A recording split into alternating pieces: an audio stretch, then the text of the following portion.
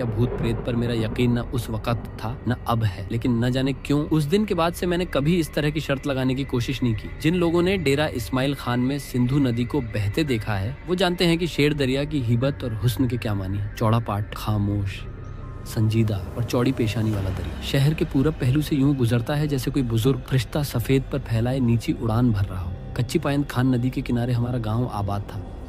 घर से नदी का फासला बस 5 मिनट की पैदल दूरी। उन दिनों गांव के घर अभी खुले खुले थे और हर आंगन में पेड़ बाजू फैलाए खड़े थे। शाम को शहर का शहर नदी किनारे उमड़ आता। हम चचेरे भाई और दोस्त आधी रात तक वहीं रहते। पूरा चाँद निकलने पर नदी आईने का तख्त बन जाती। ये उन दिनों की बात है जब न मेहर थी न कहर और न कोई सच्चा शेर।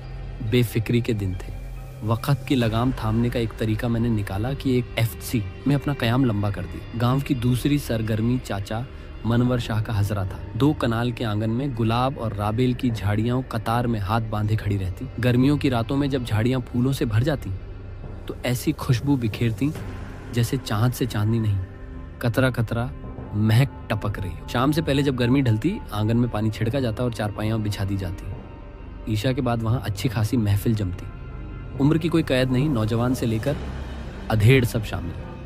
वो हजरा असफल आशिकों, नकली हकीमों और अध्यक्षरे मुल्लाओं की पनाहगाह था। शहर की औरतें मानती थीं कि खैबर से मेहरान तक सब मसाइल की जड़ यही आधी रात की आवारगी है। गर्मियों की रातें मैं और मेरा चचेरा भाई झप्पर हजरे के आंगन में लेटते। गहरे नीले आसमान में तारों की कंदीलें, आकाश गंगा की जादुई धूल ऐसी दिलकश कि घंटों देखो आंखें न थकें। एक रात का वाकया है। ईशा के बाद महफिल जमी। दिन में आंधी चली थी, थोड़ी बूंदाबांदी भी हुई, इसीलिए रात खुशनुमा थी। मैंने सफ़ेद लट्ठे का कुर्ता पायजामा पहना था और दुबई से मंगवाया हुआ अत्तर लगाया था। फहीम कार्लो, जिसमें शिकारी उल्लू की रूह समा गई थी, वो लाल आंखों वाला हरदम घूमता फिरता रहता। उस रात वो कहीं से राबेल के हार ले आया। मोतियों के हार और अत्तर की खुशबू ने गुफ्तगू का रुख जिन्नात और भूतों की ओर मोड़ दिया। सहर, जादू, टोना, भूत प्रेत, हर तरह का डर झेरे बहस आ गया।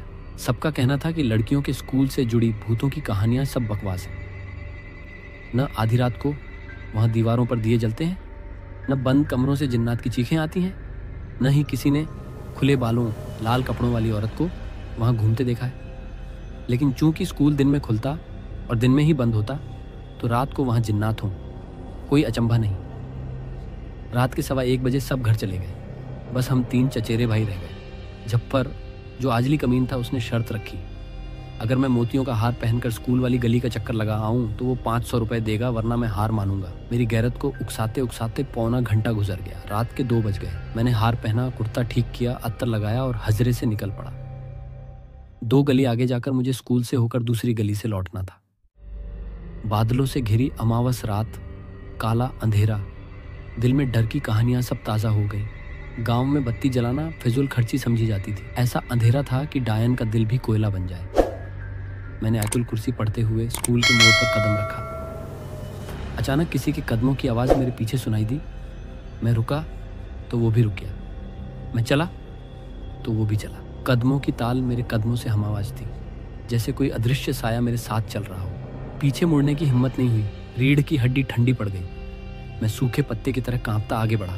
गली के मोड़ पर मास्टर अय्यूब के घर के बाहर एक कमजोर बल्ब जल रहा था। थोड़ी रोशनी से हिम्मत बंधी, मगर पीछा अब भी जारी था। अचानक नजर पड़ी, सामने एक कच्ची छत पर छोटे कद का इंसानी ढांचा हाथ में छड़ी लिए झुककर मुझे देख रहा था। उसके निचले बदन पर एक फटी धजी लिपटी थी। मैं दहशत से कांप उठा और भाग पड़ा। मेरे कुर्ते में खंभे की कील अटक गई। छर्रर की आवाज आई, कुर्ता फट गया। हजरे का दरवाजा नजर आया। मैं दौड़ता अंदर घुस गया। दोनों चचेरे भाई हंसी से लोटपोट हो गए।